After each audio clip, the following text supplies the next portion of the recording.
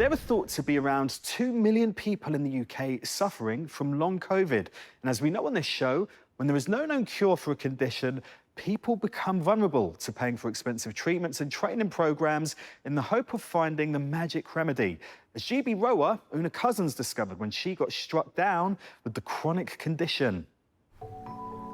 Looking back, I do feel like they thought that I was vulnerable to this kind of course because I'd explained that my mental health had been impacted by long COVID. In early 2020, Oonagh Cousins was a Team GB rower who had been pre-selected for the Tokyo Olympics. However, all that changed when she caught COVID-19, which developed into long COVID. After the first few months, then the illness started to develop into just this fatigue, this debilitating fatigue. I had kind of like an energy window of about 4 hours where I could do kind of 4 hours of basic daily tasks spread through the day. But my life was incredibly restricted. So I did go to see a number of doctors. I had a number of tests done. It became really obvious that they didn't have the right test for what was wrong with me, and they didn't have the research to understand what was happening. So I basically just realised that I was going to have to find a way through by myself. Oonagh went public with her illness in October 2020, and shortly after, a company called The Lightning Process contacted her saying they could help. Phil Parker got in touch over email through British Rowing, offering me a free place on his Lightning Process course. He basically said it was a course that could cure long COVID. They offered success stories of people who'd been fully cured from chronic fatigue, they called it, by the Lightning Process, and suggested that that could also be me. Normally costing £1,000, Oonagh was willing to try anything, and so she signed up. It was a 3-day course, all online. They start off by explaining the theory behind the course. The idea is that you are maintaining your symptoms through negative thought patterns. How this Lightning Process works is they point out to you how bad your mental health is. And I just objected to that straight away because my mental health wasn't as bad as they were suggesting. And then I objected to the science, the theory behind the Lightning Process, the idea that my symptoms were entirely kind of based in bad nervous system signals, whatever that means. In my opinion, they are exploiting the fact that people are absolutely desperate to get better, and I think that that is why people are vulnerable to paying money for these kind of courses. The Lightning Process was created by Dr. Phil Parker, who's not a medical doctor, but has a PhD in the psychology of health. There are 21 practitioners in the UK, but it is taught in over 20 countries worldwide and targeted at patients who suffer from incurable conditions.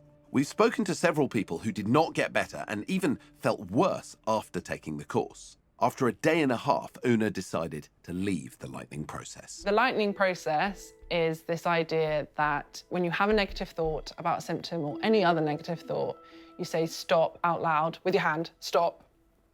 And you basically have to replace these negative thoughts with positive thoughts.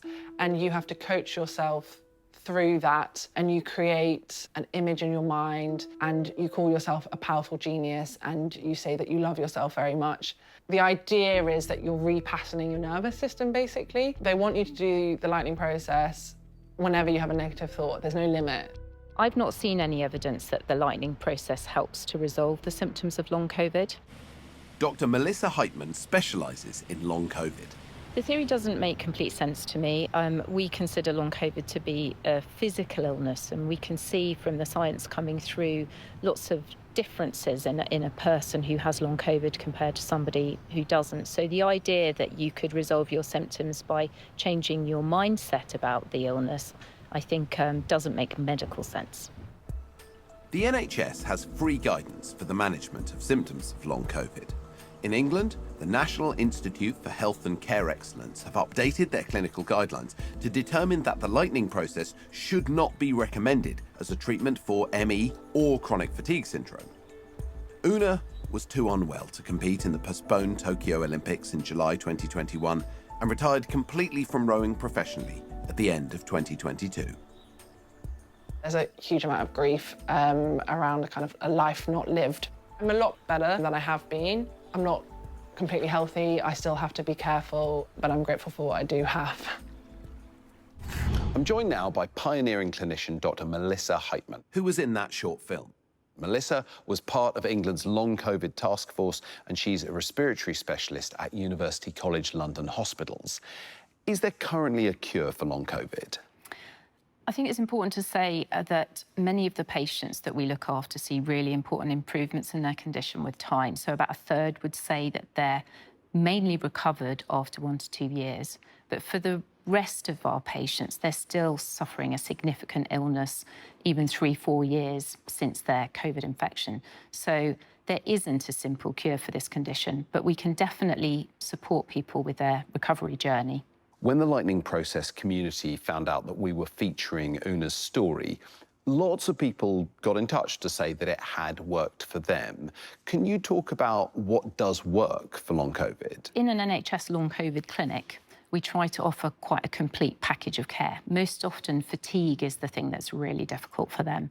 And we work with therapists to develop a plan for that individual around pacing their activities, getting the right balance of physical movement and rest, trying to adjust their schedule so that it becomes manageable. You've had patients who've tried the Lightning Process. We've had perhaps 10 to 20 people who've tried it. We've seen 5,000 people in the clinic, and that's been really useful for us because the only way we've been able to find out about it is by talking to people who've been through the programme, and there's been mixed results. Some people have said they found it helpful to reframe the way they look at their condition. That's helped them to feel more positive about it.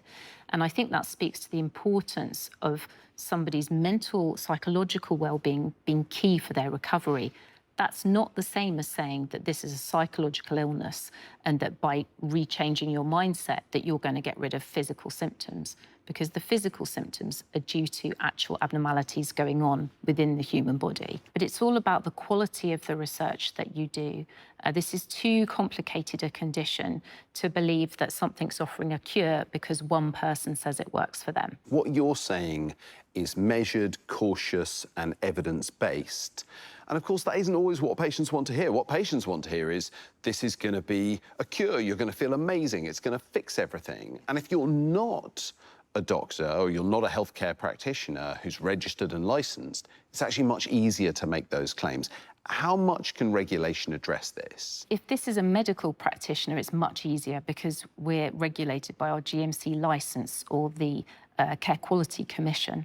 There's almost no regulation, I think, of certain other types of practitioner. So if you're a person considering whether you should try that treatment, we would recommend find as much as you can about the individual who's offering the treatment. What's their professional group? Are they regulated by any professional body?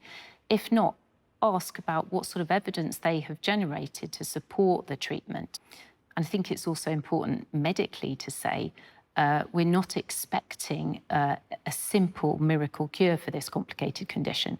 We've got a lot more progress to make to develop targeted treatments to really move the field forward. So conditions like this, where there is no cure, that group of patients are particularly vulnerable to the marketing of unproven treatments.